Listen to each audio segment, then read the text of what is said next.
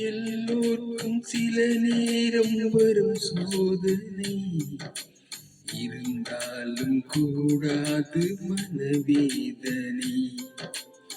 எல்லோருக்கும் சில நேரம் வரும் சோதனை, இருந்தாலும் கூடாது மனவேதனை.